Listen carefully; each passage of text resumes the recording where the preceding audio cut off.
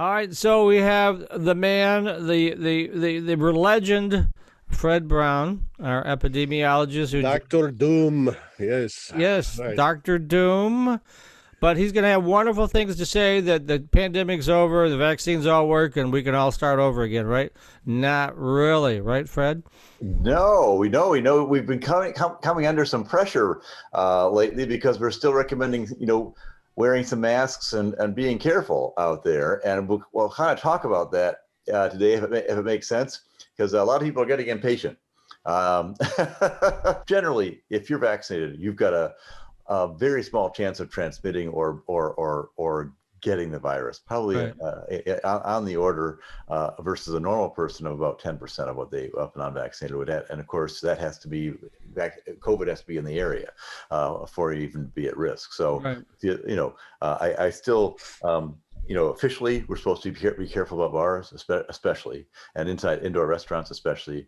Once you go outside, it's a lot safer. And I'll kind of talk a little bit about, if you want to enable me, I'll show you some stuff I put together. Right. Yeah. Let me. Well, hopefully this will work.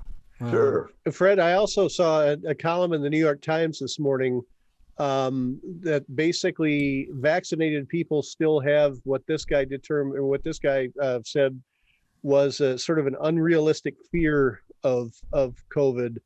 Let me just read you a little bit about this. Sure. To take just one example, major media outlets trumpeted new government data last week showing that 5,800 fully vaccinated Americans had contracted COVID. That may sound like a big number, but it indicates that a vaccinated person's chances of getting COVID are about 1 in 11,000. The chances of getting a version any worse than a common cold are even more remote, but they are not zero, and they will not be zero anytime in the foreseeable future. Victory over COVID will not involve its elimination. Victory will instead mean turning it into the sort of danger that plane crashes or shark attacks present, too small to be worth reordering our lives. If you're vaccinated, COVID presents a minuscule risk to you, and you present a minuscule COVID risk to anyone else who is also vaccinated. A car trip is a bigger threat to you and others. I mean, That's right. I think that's accurate. That column filled me with some hope. Do you agree with those assertions? Well, there are a couple things. First, he assumes, or she assumes, I'm not sure, that the vaccines are durable. Yeah. And that they're fundamentally sanitizing even against the variants. And we just don't know that yet. Okay. And my guess is that, and in fact, most people are guessing that come September, we'll be told we're going to have some booster shots. Mm-hmm. And that may be an annual event to keep us safe. And the amount of COVID that's out in the rest of the world means that the variants will continue to be extremely powerful, and we will start to select for more powerful variants as we start to get, a modicum of protection from the vaccines today.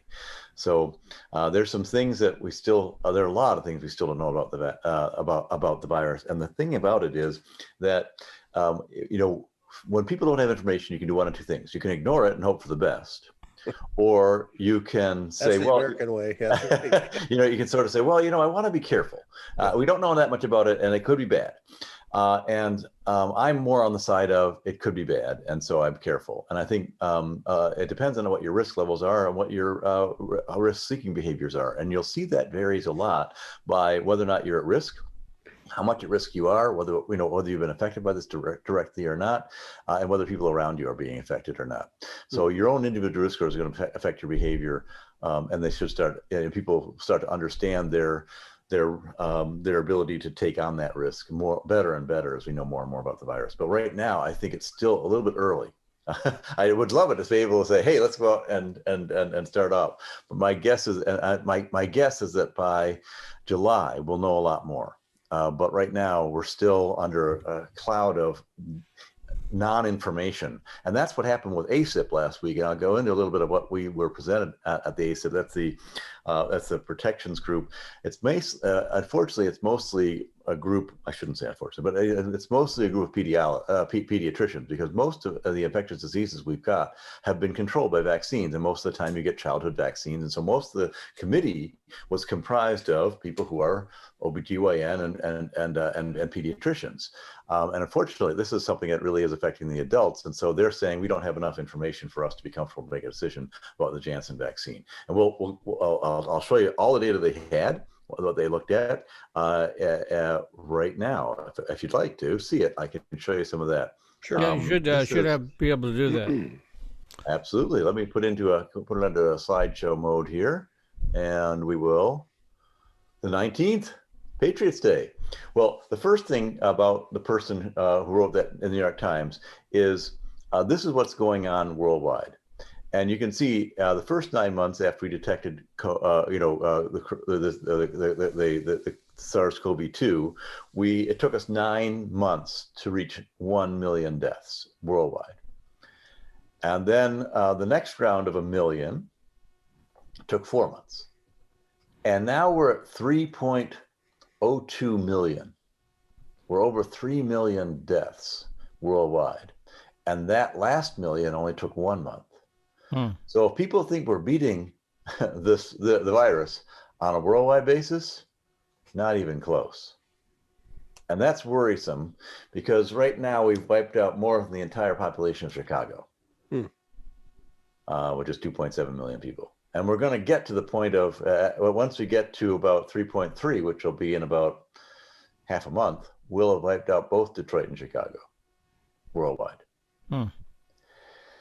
So, I want to kind of put things in perspective. There's a lot of reason to be happy about the vaccine, and thank goodness we've got it, because otherwise we'd be leading this charge, and we still are among the top 10, deaths, and among the top 10 in cases in the world. But if we didn't have the vaccine, it'd be a lot worse than that, right? So, thank goodness. We've got some good technology. Here are the number of people who are fully vaccinated and partially vaccinated by age group. And I've highlighted how many people are fully vaccinated. And in order to get to herd immunity, for the variants, we have to be about 85% vaccinated. And this is where we really are right now.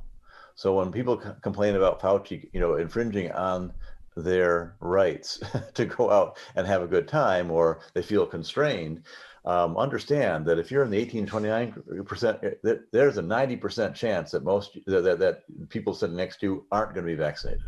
If you're in the 30 to 39, it's an 85% chance. If you're in the 40 to 49%, it's still 80% chance you're among people, in any group that won't be vaccinated and will be fully transmitting asymptomatically, symptomatically, and so even if you are protected, it may not be sufficient to protect you. As you said, it was 1 in 11,000. In your age group, when you're below the age of 50, it's actually still pretty high that you're going to be able to transmit and catch this disease, even after one vaccination. And you can see here the 50 to 64-year-olds, 27, about a quarter of you have been vaccinated. It isn't until you get up to the 75 plus where 60% have been vaccinated. To give you a sense of this, in Israel, 56% of their entire population has been vaccinated, and they're still having a lot of cases. Basically, until we get to, certainly we won't see really any shift, particularly until you get well over 55%, generally 60% vaccination. And then you'll start to see some decline on a population basis. On an individual basis, you might be protected, but on a population basis, you want to be over 50%, 60%. And then you'll start to see slight declines. And once you get to 70, 80%, then you see significant declines. But we're far, far from that right now. This is the case rate. And basically the new case rate right now is driven by millennials. And that's because they're largely not vaccinated, as you saw, and that's what we're so concerned about. And the younger group as well. They represent 19% of the population, but they represent a quarter of all the infections. If you're talking about the people between 29 and 39, 20 and 39, they represent 27% of the population, a quarter of the population, and then they represent over a third of the total new cases. Once you get into 40 to 40 to 59-year-olds, you're getting to a point of being at about equal. All right, they're not disproportionate in the population. Once you get over 60, you're seeing a slight reduction in the total rate, which is great. That shows the vaccination's working. But it means that we're really having to watch for the people who are in the millennial age group. And unfortunately, if you look at that millennial age group, they're much less likely to practice safe behaviors than the people who are more protected, interestingly. So there's no correlation between people who are better protected with vaccines and people who are and what people's behavior are. You'd think that if you were, in your 60s, you'd be out there having a grand time because you're protected. In fact, people who are having a grand time are people who are not protected, and the ages of 20 to 39. And unsurprisingly, as a result, they are well overrepresented in the population of new cases. Mm-hmm. And if you look at people who want to become vaccinated, the people over 60 who are practicing good behavior want to have those things happen. And you can see the 20 to 60-year-olds are saying about 50-50 whether they really want to get the vaccine or not. And that's worrisome because that means we're going to have a lot more of the virus around to mutate and to have new, and that's why people are saying, if you haven't been vaccinated, practice the good behaviors. And unfortunately, that message has not been received in the population. And the sad thing about that is it doesn't kill them, it kills their parents.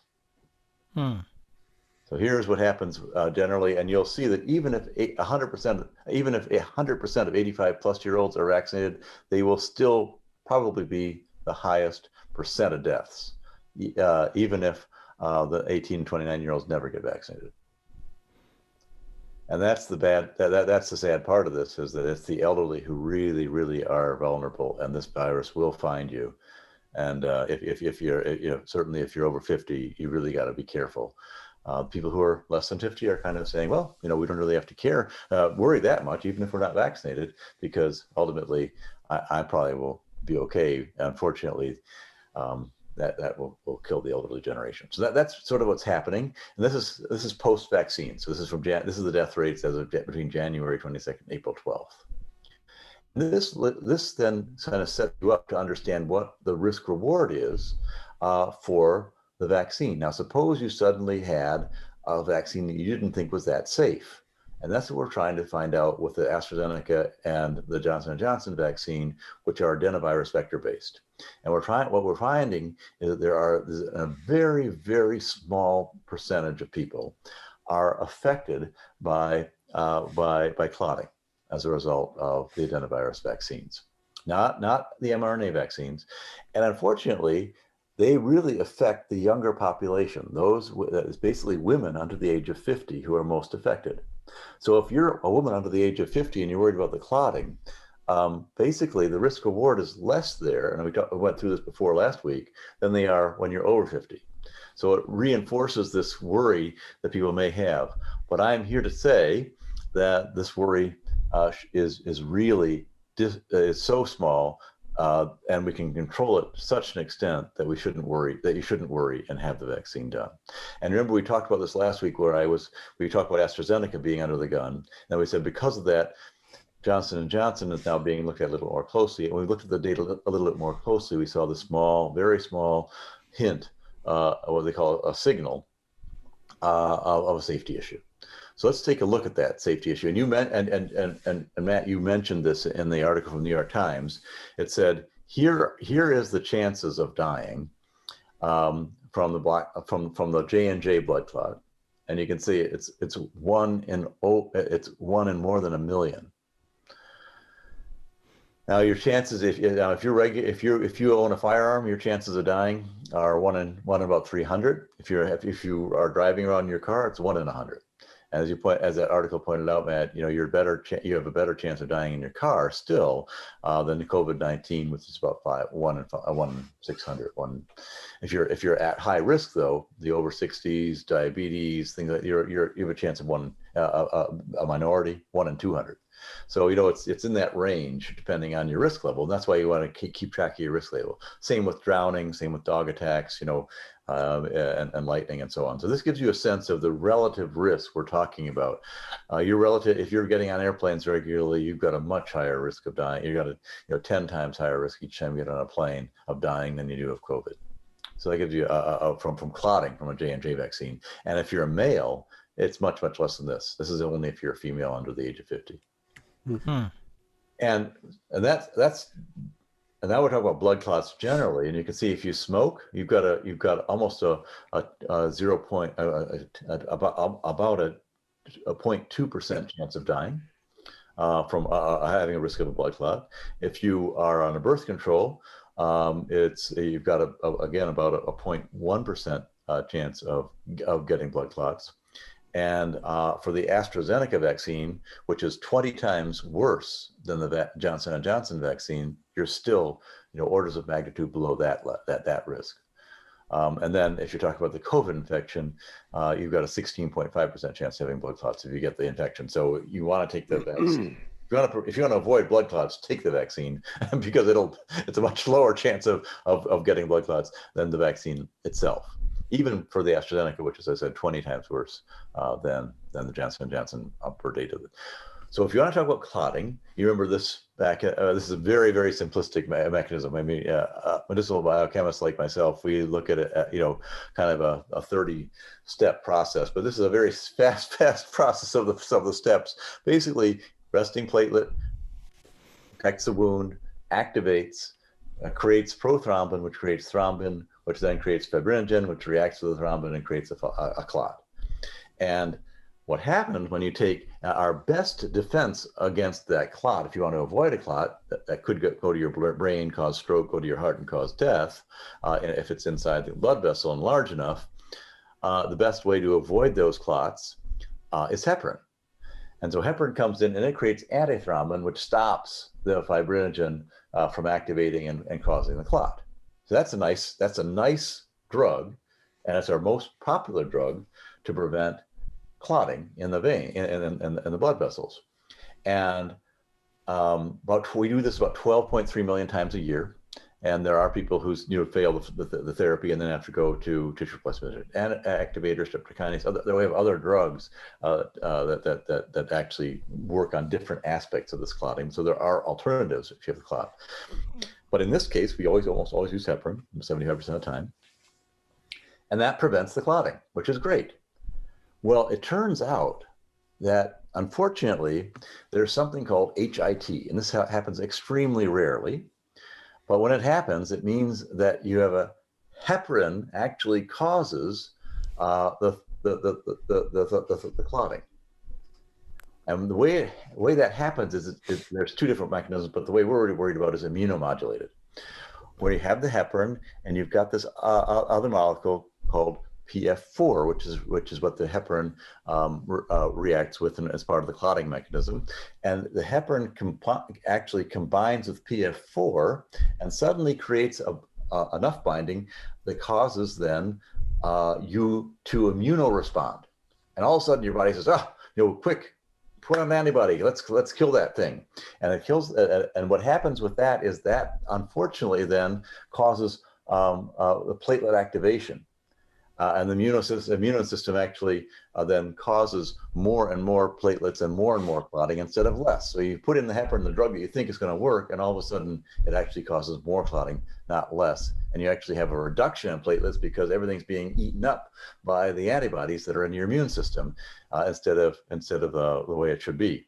And that when that happens, you have a mortality rate of up to 20%.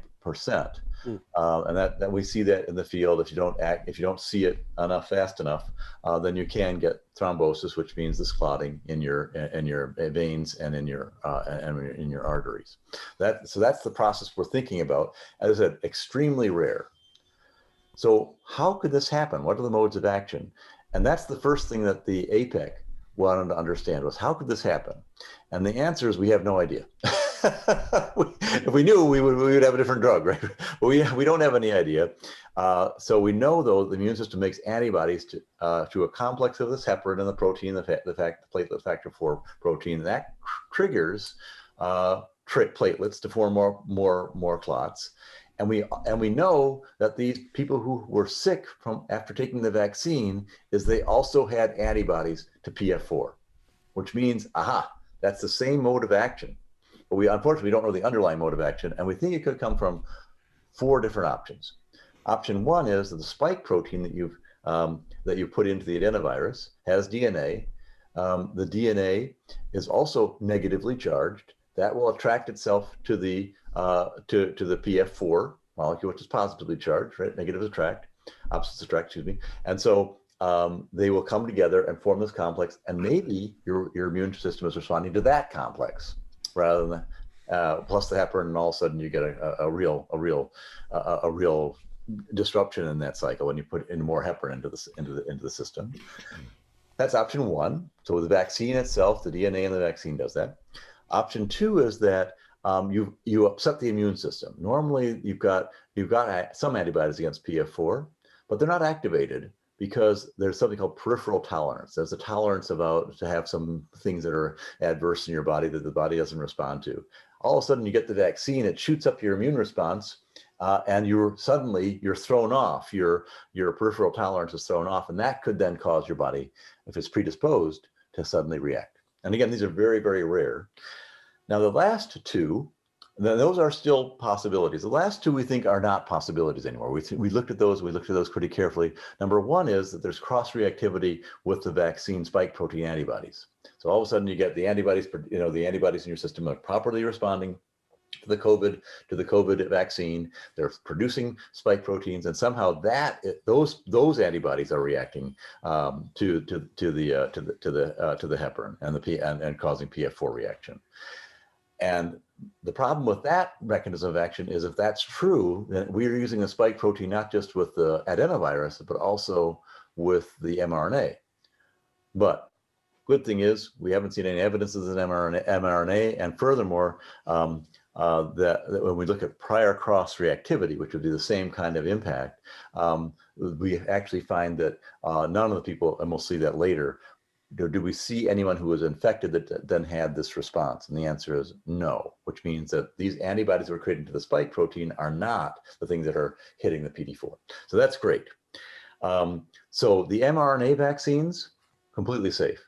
As far as we know, we haven't seen any evidence of the fact that these people that these are what we call the vaccine-induced immunothrombocytopenia is occurring from that vaccine. It's only the adenovirus vaccines so far, and we've gotten so many injections of this. It's we're talking about a lot.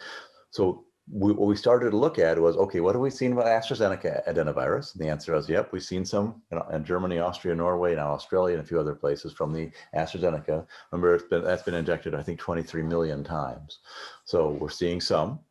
And then here it is. Here are the exact data. We actually looked at the AstraZeneca. We said, okay, 62. And what's interesting is the thing that we're most concerned about is the CVST. Well, I'll get into that in a second, but that's occurring in the brain itself. That's what we're most worried about. We had 62 cases of the 23 million injections, most in females within 2 weeks, and that's really the focus on. And we'll talk from now on about the cerebral venous sinus thrombosis. That's the CVST, because that's the one that'll kill you. And that's what we're looking at exclusively. And here's how it looks. It's all the large vessels that drain the blood from the brain actually get clotted up. And of course, that's extremely dangerous. It happens to people who are younger, 20 to 50. Special risks are people who are taking oral contraceptives. We haven't seen that much, though. You'll see that in a second. And you'll see there are the symptoms: headache, nausea, vomiting, and other neurological symptoms, including eye problems. If you have eye problems, that's another issue. So here are the reports, and this is our VAERS. This is the adverse events database that we use in the United States. COVID, the Janssen-19 vaccine, 6 reports of CVST following almost 7 million doses. So the reporting rates of 0.87 per million given. Pfizer, 0. Moderna had 3 adverse events out of 85 million. None of them had to do anything with clotting. Okay, so that's what we're talking about. 0 safety events in 100 million in Pfizer. 3 reports after 85 million doses administered from Moderna. That is about as safe a level as you could possibly find. Zero in 100 million is pretty darn good. So that's what we're at right now. And here are the signs. You can see that they're pretty common. And what people want to know now is, do other people have this, and have they gotten over it? So if you've had headaches, lethargy, vomiting, fever, chills, back pain, bruising, eye symptoms, severe headaches, leg swelling, abdominal pain, those are the things you might want to report back to VAERS if you had those 2 to 3 weeks. I'm sorry, 1 to 2 weeks after receiving the vaccine. 1 to 3 weeks just to be safe. If you recall that, go ahead and go to the VAERS data sets, talk to your doctor about that. It's unlikely that was a feature because this is part of a reactogenicity. This is also a response to a vaccine that's working as well. But if it's significant, then talk to your doctor about that. Here are what was interesting is we wanted to find out whether there's any cross reaction. Remember I talked about that was one of the big modes of action we were worried about. There's no cross reactivity. You can see that we had viral tests of the SARS-CoV-2 virus. All were negative. So that means there's no cross reactivity, which is great, which means that the mRNA vaccines are largely safe. Or completely safe. Hematology among CVST patients, you can see the platelets are lowered significantly. Of these patients, 1 died, and this is out of the 7 million doses, that are people who've been injected. 2 went to the intensive care. 1 went to the hospital, and 2 is still in the hospital, and 2 have been discharged. Here's the observed versus effective. So the next question is, gosh, is this normal in the population? Are we going to have this much anyway? And the answer is, we've had 6 observed cases, right? And we're not sure, CVST is actually so rare that we're not even sure what the right what the right annual incidence is. If the right incidence is 0.5 per 100,000, then we would have expected women in the ages of 20 to 50 anyway to have 15.2 cases. We've only seen 6. If we think that the normal amount is 1 per 100,000, and again, it's so rare, it's hard to know, then the right number would have been about 7.6. We've seen 6. So maybe, and then if the incidence was 1.5 per 100,000, we would have expected to see 5.1. And the worst situation that we could possibly even conceive based on all the CVST we see in the whole world is 2 per 100,000. In that case, we would have expected to see 3.8 instead of 6. So you can get a sense that this is almost, we're not sure whether the signal's even there. It's that rare. It's that close. With AstraZeneca, someone alert the media. Yes. Yeah. With AstraZeneca, oh wait, that's us. Oh, okay, cool. Well, we're alerting the media. Exactly. We are the media, and what I'm saying is that AstraZeneca was a signal. It was detected. It was a true signal. There is an issue with that vaccine for a very, very small level. It still vastly outweighs the benefits vastly outweigh the risk. But in Johnson & Johnson, we can't say that. Yeah. And we started to focus on this because, AstraZeneca is an adenovirus. Johnson & Johnson is a completely different adenovirus. Maybe there's something about the adenoviruses. So let's look at this very, very, very, very, very closely as a potential signal. And the answer is we don't even see a signal yet. So let's go out and find out, let everyone hit the database as much as possible. All the doctors, please take a look at this again, really check this out again and again. And maybe we'll have enough to detect a signal. But right now it's not there. Here are the common symptoms. We talked about that before. Here's the epidemiology. We know it's between 0.22 and 1.57 per 100,000. So here we are between 0.22 and you can see that you're right. Only if it gets above 2, even if we're off by a factor of almost 10 of what we think the incidence is, we still wouldn't have an abnormal signal. So again, we're talking about something that's extremely, extremely small. Despite that, we decided let's wait until we have all the data in. We want to wait because we had about 3 million doses of Johnson & Johnson given until end of March. And now we've got another 3 million doses going through the system. And we'll look at those 3 million doses and say, okay, it's real, or the signal's real, or it isn't real. We're going to come to the end of that signal time next week, which is why on Friday of next week, we're all going to get together again, this time with more data, and see what all the electronic medical records are telling us, and so on. You can see here the people who were affected. There's no real over incidence of people taking estrogen or progesterone for taking that would be for pregnancy control. No, the median age is pretty young. Median time to symptoms 6 to 13 days. We'll be through that. We'll be through that at the end of this week. Be able to collect the data. and you can get a sense of the pre-existing conditions. Also, nothing really there, particularly except obesity, which is about consistent with the obesity level in our population, about 30%. So again, nothing there. Here's the Johnson & Johnson versus the AstraZeneca. You can see that's why we raised the signal. You know, it looks like there's something possibly here, but again, we're not really sure. Here's what AstraZeneca happened to AstraZeneca. They basically, every country can do what it's like, even in European Medicine Association. And you can see that Australia, adults over 50, in the UK, adults over 30 were constrained. Some adults over 50, I think Germany went over 60. Women anyone under 60 should not take this. And France is under 50. Should not take this, and people are considering first dose reduction also being considered. So they're going back to AstraZeneca saying maybe we should reduce the dose and reduce the chances of this. Here are our policy options. You can see for Janssen, we can either say let's not use this anymore at all. I don't think that's likely, but they could be nervous enough to allow that. Others would say let's go ahead and use it for everybody. And then there's something in between which says, you know, maybe by age or by gender, we try to do this. It's likely going to be by age. Changing things by gender and age starts to make things confusing and makes distribution more difficult. So we'll probably be, my guess is we might want to, just be incredibly safe, we'll probably say something like anyone under 60 should not take should prefer to take the Moderna vaccine. There may be a warning.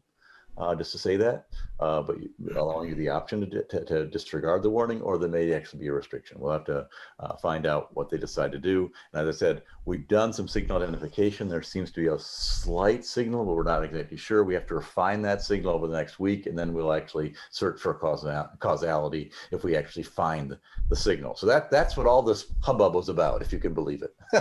Okay, and so we won't get an answer until a week from Friday then. But this is the bottom line. The bottom line is, if you're worried about blood clots, stop smoking and live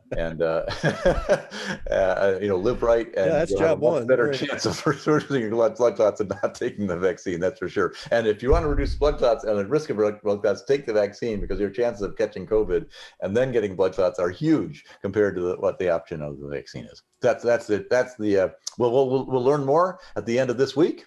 And I'll tell you what happens if there's anything exciting, but this is all the excitement for last week. This is about as much excitement as Matt and I can handle here too. So yeah, thanks, Fred. Thanks as always to Fred Brown, infectious disease expert and longtime medical entrepreneur who's been involved in the establishment of a whole bunch of medical companies and involved in the creation of a lot of vaccines. So thanks once again for your input here today. Fascinating as always. And we will get through this, folks. It may take a while longer, but please don't let your guard down at this point. We're almost there, so let's just be careful. Traditional four-year students love Lawrence Technological University's thriving campus life, but LTU has always met non-traditional students' needs too. Lawrence Tech offers over 100 degree and certificate programs that can get adult students started or back on track. And most of our classes are conveniently offered evenings at our beautiful Southfield campus or online, so you can balance your social, family, and work life even while you power up your career. Lawrence Tech, where Blue Devils dare.